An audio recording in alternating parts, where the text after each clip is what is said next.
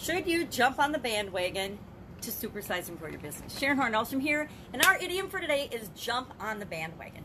Interesting idiom given the political situation in America, at least, and what's going on in our world. Jumping on the bandwagon came from, of course, the political arena when people traveled around by wagons, and political candidates would ride around on wagons, and the wagons would have a band on it to attract attention, just like in the world now we have advertising and things and promotions and signs and all kinds of cool things to attract attention.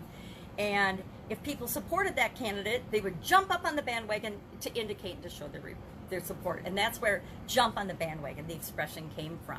Nowadays, of course, jump on the bandwagon means whenever you jump on a topic or an idea or a political campaign or a topic or something that's going on in the world, or in the media or the news, when it looks like it's got a chance of succeeding.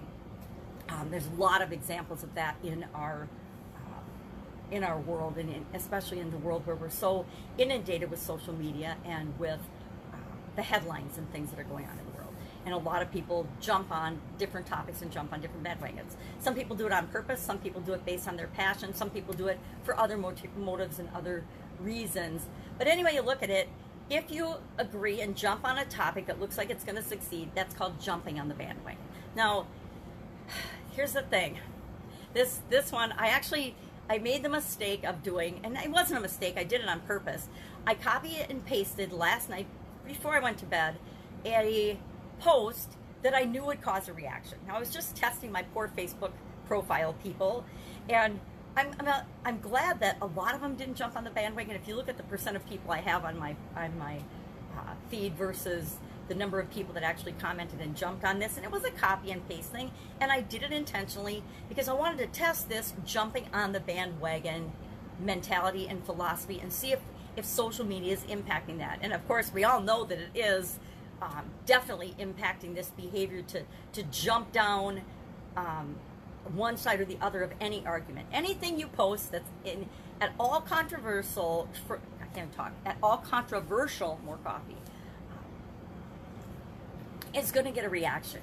Now, I have long since in my business life and in my own life, pretty much, when I was younger anyway, I didn't, but since 2010 for sure, and probably way before then, I pretty much keep my overriding opinions about key topics like politics and religion and certain core values to myself, because they belong to me. They're my business. They're not anybody else's business. How I feel about relationships, how I feel about money, how I feel about politics, how I feel about religion, how I feel about, pretty much anything it's my business, but most people couldn't care less, right? Even your family, even my family doesn't care how I feel about religion, how I feel about politics, how I feel about anything. And to be honest, most people outside of us don't really care about our opinions and our thoughts and our feelings on a lot of topics, because as human beings, we are 100% concerned with ourselves. And that's because it's inherent in our survival instincts and everything else. We need to make sure that we're doing the right things for us. Now, we don't always. A lot of times, I've done this too. We live for other people. We live in ways that we think we should live, whether they're in alignment with us or not. And so I say, as we're looking at this expression for our businesses in particular, pick and choose carefully the things that you stand for as a person and as an organization. And one of the things I learned, in my corporate career and different jobs I've had and different businesses I've been in over my lifetime, is that if we're in positions and jobs and with organizations that we don't have a core value match with, we struggle, right? So make sure when you're looking for that dream job that the company that you go to work for, that the business you team up with, has the same core values, the same things that are important to them.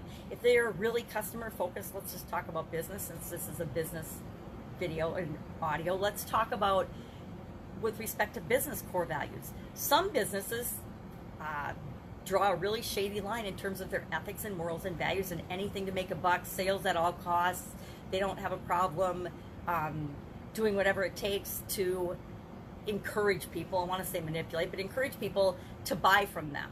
And other companies are like, I only want you to have this product if it's going to really solve your problem, if it's going to make your life better, if it's going to be the right fit for you.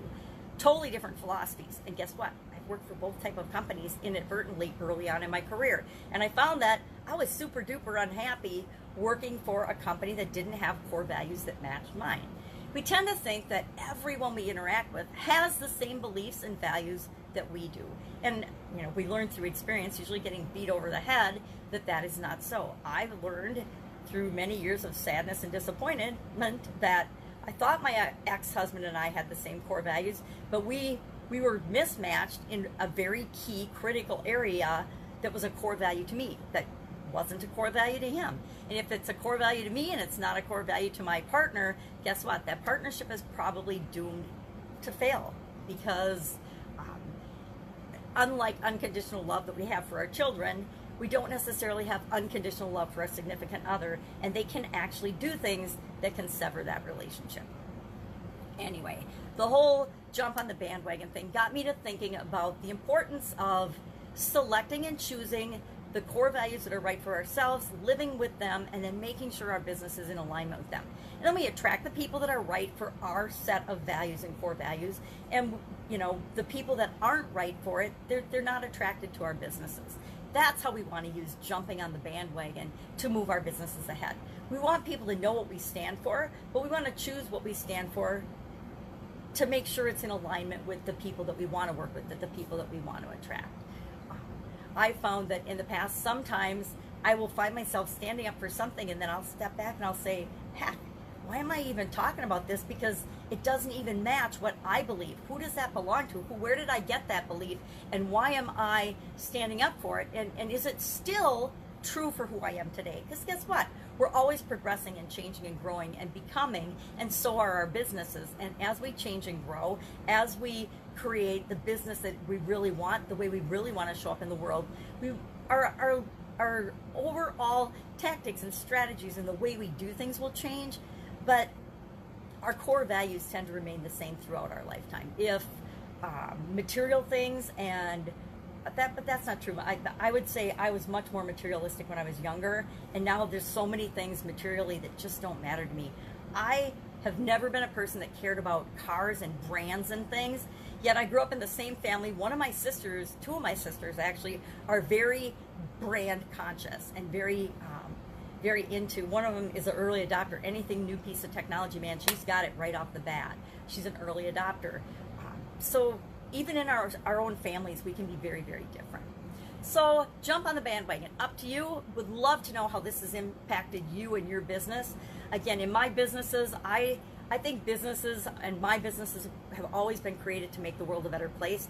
And that means not jumping on the bandwagon. We actually never talked about, in my manufacturing business for 37 years, politics and religion. Because early on, we found that those are such deep-seated emotional topics for people that somebody was always getting their feelings hurt. Because we were a super diverse organization. We had people from all, as diverse as you could be in my small town, in my area. Luckily, we were by a big city, but we had diverse people in the organization, and somebody always got their feelings hurt if politics or religion was brought up. And it wasn't worth damaging our relationships for topics that are personal, and you get to believe what you want, I get to believe what I want. All my employees, all the people that I partner with, they get to believe what they want, and I'm in no position to judge, right?